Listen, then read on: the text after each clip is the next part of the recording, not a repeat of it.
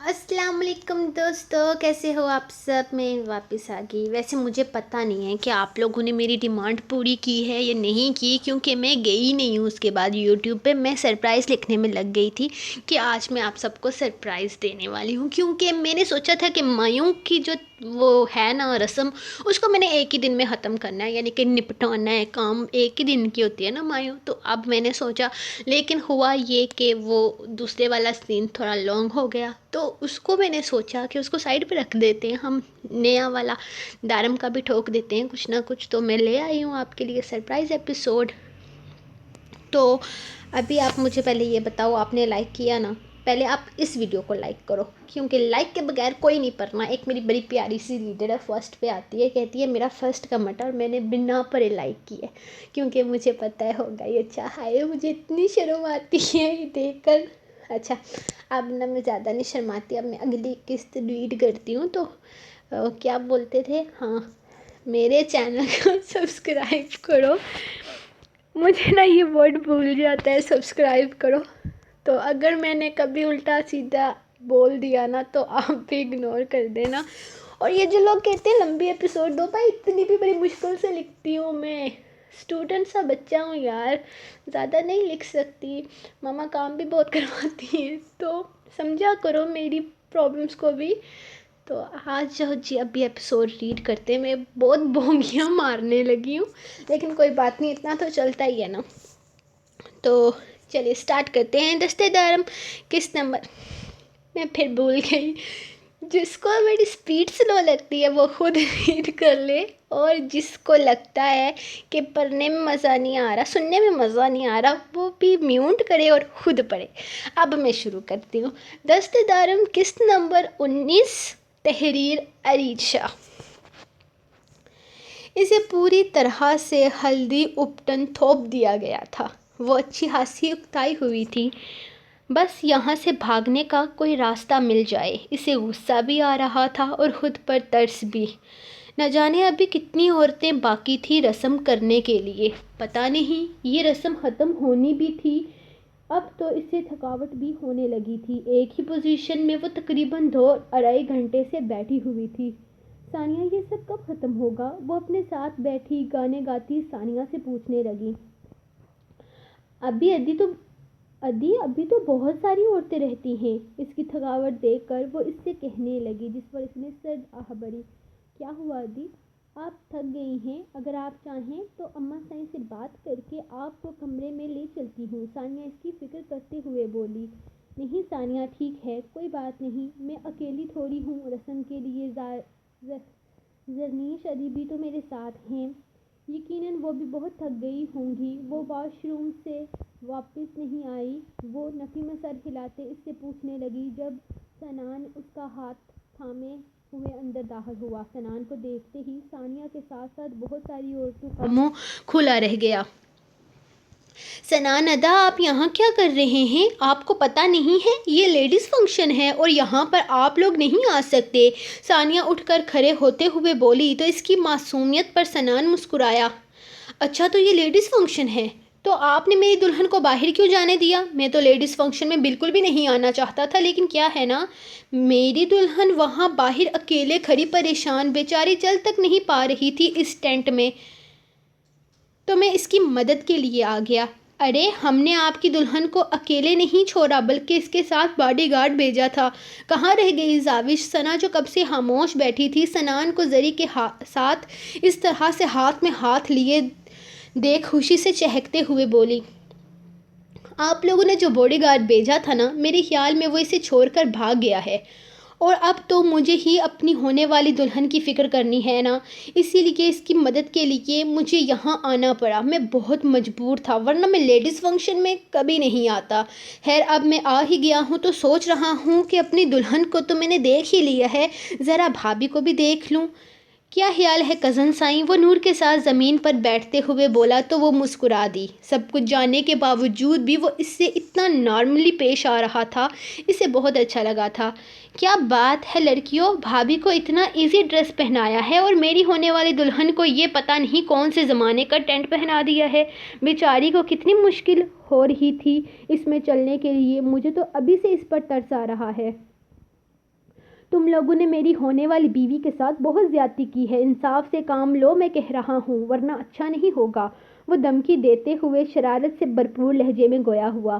بس بیٹا سائیں، بہت ہو گیا، اب نکلیں آپ یہاں سے۔ یہ لیڈیز فنکشن ہے اور لیڈیز فنکشن میں کسی بھی لڑکے کا آنا الاؤ نہیں ہے، چاہے وہ دلہا ہی کیوں نہ ہو۔ زرین بیگم کب سے ان کا ہنسی مذاق دیکھ رہی تھی، اب اسے ٹوکتے ہوئے بولی، ارے نہیں نہیں اماں سائیں، کیا کہہ رہی ہیں آپ؟ یہ دلہا ہیں، ہمیں انہیں وی آئی پی ٹریٹمنٹ دینا چاہیے، اور آپ ہیں کہ انہیں یہاں سے باہر نکال رہی ہیں۔ تو کیا ہوا، لیڈیز فنکشن ہے تو ہم اپنے بھائی کے لیے اس لیڈیز فنکشن کو میل فنکشن بھی کر لیں گے، کیا خیال ہے لڑکیوں؟ ثنا اپنی ماں سے کہتی ہوئی زاوش اور ثانیہ سے مخاطب ہوئی، جو کنفیوز ہو کر اسے دیکھنے لگی۔ آخر اس کا ارادہ کیا تھا؟ زاوش باہر زرنیش کو نہ پا کر سیدھی اندر ہی آ گئی تھی، جہاں اسے ثنا نظر آیا۔ ہاں بالکل، ہم اپنے بھائی کے لیے کچھ بھی کر سکتے ہیں ثنا دی، آپ بتائیں کہ ہمیں کیا کرنا ہے؟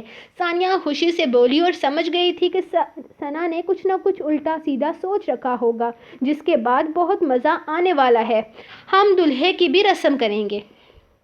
دارم سائیں تو یہاں ہے نہیں، تو ان کی رسم تو ہم نہیں کر سکتے، لیکن ہم ثنا ندیٰ کے ساتھ ناانصافی نہیں کریں گے، ہم انہیں بھی ہلدی اپٹن لگائیں گے، ثنا نے چہکتے ہوئے کہا۔ تو سب لڑکیاں اور عورتوں کے کہکے بلند ہوئے۔ ارے دماغ خراب ہو گیا ہے کیا؟ تم لڑکیوں کا ہے یہ سب کچھ، صرف لڑکیاں کرتی ہیں، ہم لڑکے نہیں۔ میں تو یہاں سے جا رہا ہوں۔ توبہ، تم لوگ تو مجھے پتہ نہیں کیا کر دو گی۔ ایک منٹ، اب آپ کہیں نہیں جا سکتے یہاں سے، اب آ گئے ہیں لیڈیز فنکشن میں تو اس کی سزا تو آپ کو ضرور ملے گی۔ Attack girls! ثنا اس سے کہتے ہوئے اس کا ہاتھ تھام چکی تھی، جبکہ اس کے اٹیک کہنے کی دیر تھی کہ ثانیہ اور زاوش نے اس کے منہ پر ہلدی لگانا شروع کر دی۔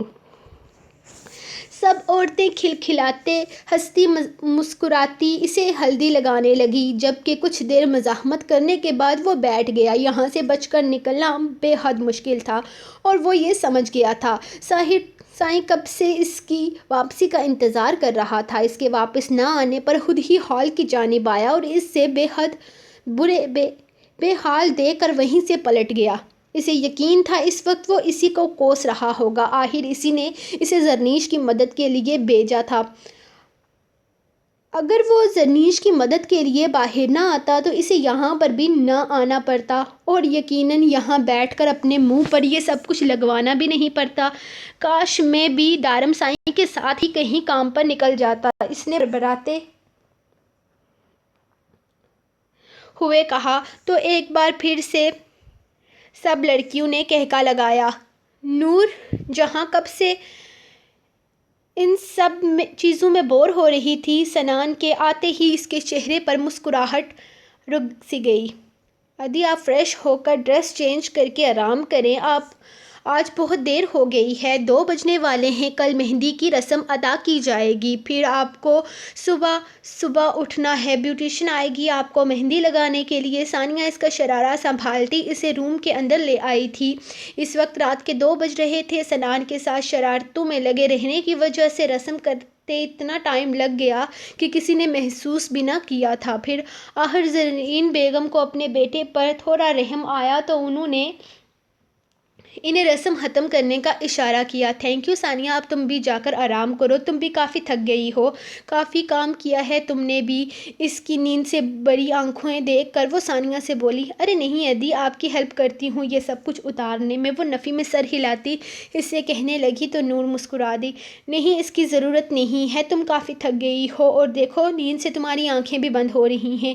یہ پہننا میرے لیے ذرا مشکل تھا، اتار تو میں ایزیلی لوں گی، تم بھی جاؤ آرام کرو، اس نے مسکرا کر اس کے گال کو چھوتے ہوئے کہا۔ تو ثانیہ ہاں میں سر ہلاتی کمرے سے نکل گئی۔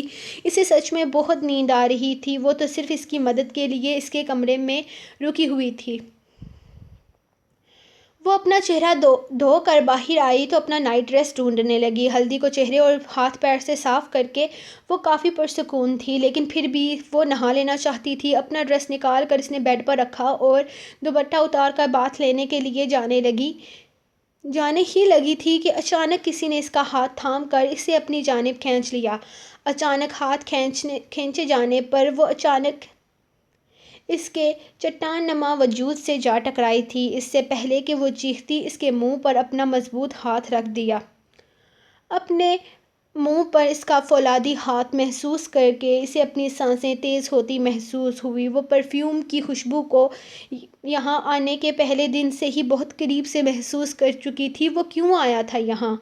وہ کوئی حساب کتاب کرنے آیا تھا؟ اس کی نازک کمر میں اس کے ہاتھ کی مضبوط گرفت میں قید تھی، جبکہ وہ اس کے اس وقت اتنا قریب تھا کہ اسے اپنے دل کی دھڑکن بے ترتیب ہوتی محسوس ہوئی۔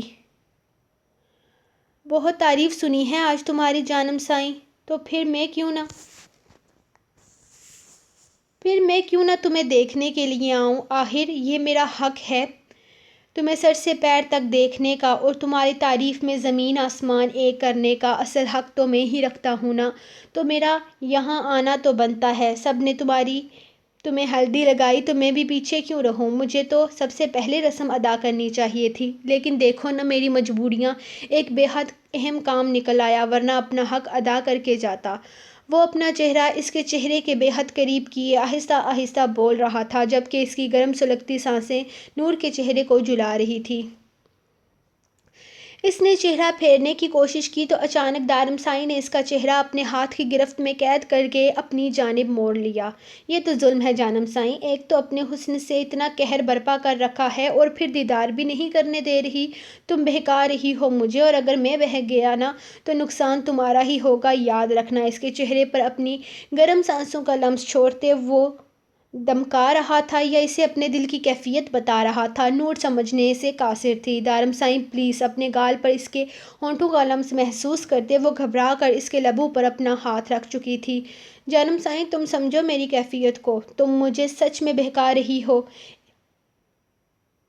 میں صرف تمہیں ہلدی لگانے اور تمہارا یہ حسین روپ دیکھنے آیا تھا۔ ویسے مجھے منع کیا گیا ہے، مایوں کی رسم کے بعد کہا جاتا ہے کہ تمہارا مکمل پردہ ہوگا مجھ سے، تب تک جب تک تم دلہن بن کر میرے کمرے میں نہیں آ جاتی۔ لیکن دارم سائیں سے کوئی بھی اس کی دلہن کو چھپا لے اور دارم سائیں ہاتھ پر ہاتھ رکھے بیٹھا رہے، ایسا تو ممکن نہیں۔ اسی لیے میں خود ہی آ گیا تم سے ملنے کے لیے۔ دیکھو میں کچھ بھی نہیں کرنا چاہتا، صرف ہلدی لگا کر چلا جاؤں گا، لیکن اگر تم نے مجھے اپنے حسن کے جال میں پھانسنے کی کوشش کی نا تو نقصان تمہارا ہوگا۔ اس نے ایک بار پھر سے وارن کیا۔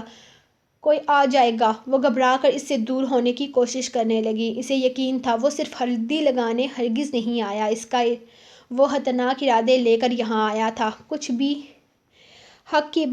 جب بھی حق کی بات کرتا تب اسے گھبراہٹ ہونے لگتی تھی، کیونکہ اس کے حق میں بہت کچھ آتا تھا۔ میرے پاس ہلدی نہیں ہے۔ اس کے سینے پر اپنا ہاتھ رکھتے ہوئے وہ پھر سے گھبرا کر بولی۔ میں لے کر آیا ہوں جانم سائیں۔ وہ ڈریسنگ ٹیبل کی طرف اشارہ کرتے ہوئے بولا، جہاں ایک چھوٹی سی پیالی میں ہلدی رکھی ہوئی تھی۔ فائن، تو پھر جلدی سے لگائیں اور یہاں سے جائیں۔ وہ اس سے فاصلہ بنانے کی ناکام کوشش کرتے ہوئے بولی۔ لگاؤں گا جانم سائیں، بس اتنی جلدی کیا ہے؟ محبت کے سارے کام آہستہ آہستہ پیار سے ہونے چاہئیں، اور میں تو محبت پر بہت یقین رکھتا ہوں۔ محبت میں جلد بازی کام خراب کر دیتی ہے۔ وہ اپنی انگلی اس کے چہرے کے کھرے نقوش پر پھیرتا اسے مزید نروس کر رہا تھا۔ وہ اس کا سامنا نہیں کرنا چاہتی تھی، کیونکہ اسے لگتا تھا کہ وہ اس سے سوال کرے گا، وجہ جانے گا اس سے شادی کرنے کی، لیکن وہ تو کچھ پوچھ ہی نہیں رہا تھا، جیسے اس ڈیل سے اس کا کوئی واسطہ ہی نہ ہو۔ لیکن اسے یقین تھا کہ دارم سائیں اس چیز کے بارے میں سب کچھ جانتا ہے، لیکن پھر بھی خاموش کیوں تھا؟ دارم سائیں پلیز جائیں یہاں سے، کوئی آ جائے گا۔ وہ بڑی مشکل سے اس کا ہاتھ اپنی کمر سے ہٹاتی چہرہ پھیر کر اس سے ذرا دور فاصلے پر جا رکی۔ اس کی سانسیں دارم کی قربت نے بے حد تیز کر دی تھیں۔ سینے میں دھڑکتا دل پسلیوں کی مضبوط دیوار توڑ کر باہر آنے کو بے تاب تھا، جب اسے اپنے بازو پر کوئی ٹھنڈی سی چیز محسوس ہوئی۔ اس نے اس کی سانسوں کو مزید اتھل پتھل کر دیا۔ دارم سائیں، وہ اس کے ہاتھ کا ٹھنڈا ٹھار لمس اپنی گردن پر محسوس کرتی اس کی طرف رخ پھیرتی اس کا ہاتھ تھام چکی تھی۔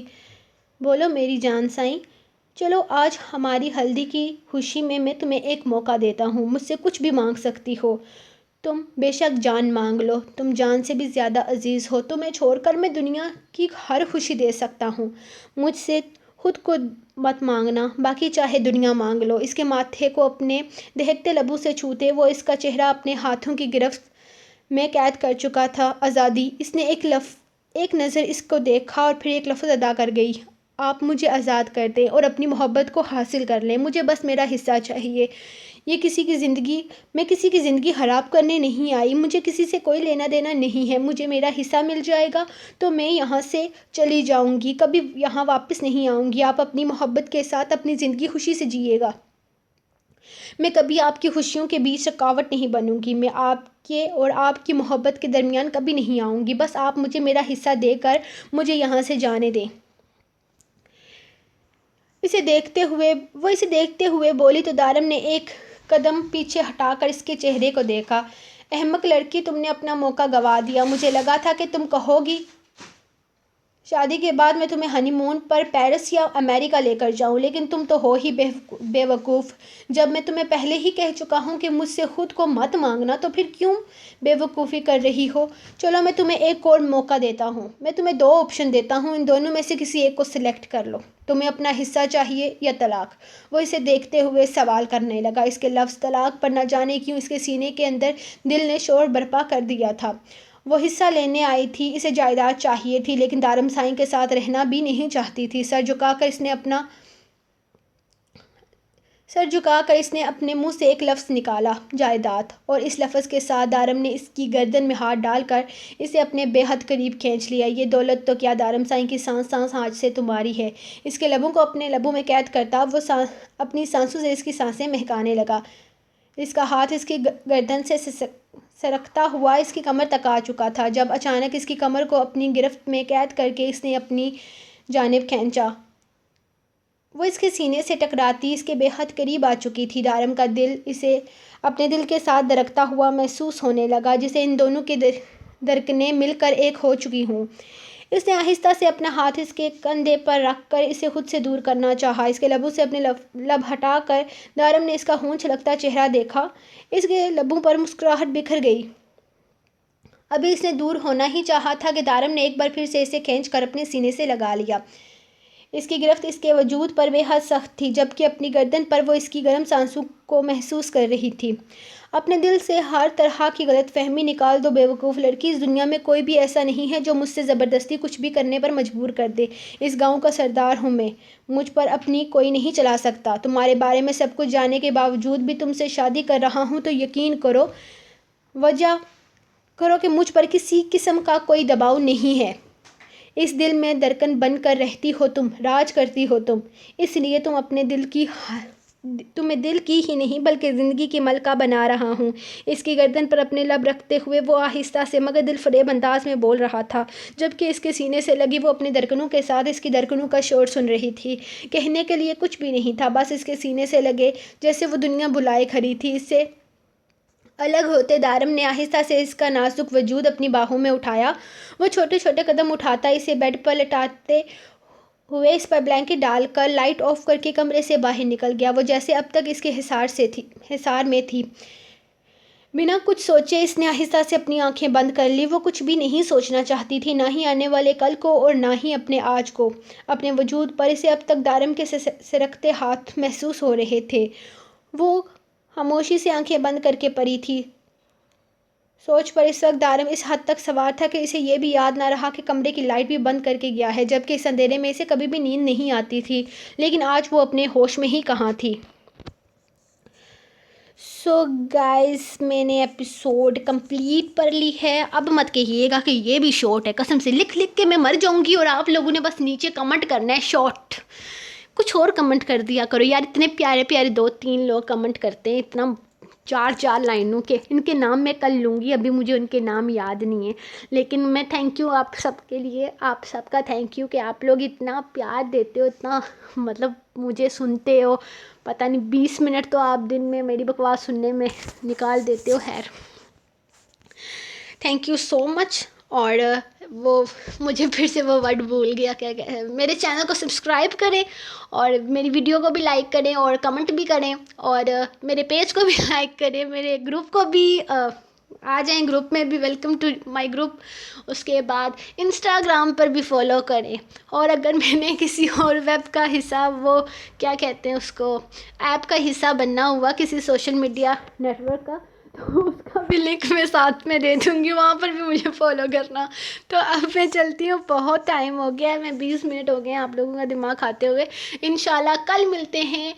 کل کون سی والی ایپیسوڈ ہوگی؟ مہندی کی. چلو کل ہم ملتے ہیں اسپیشل مہندی کی ایپیسوڈ پر. تب تک اپنی رائٹر کو دیں اجازت. خود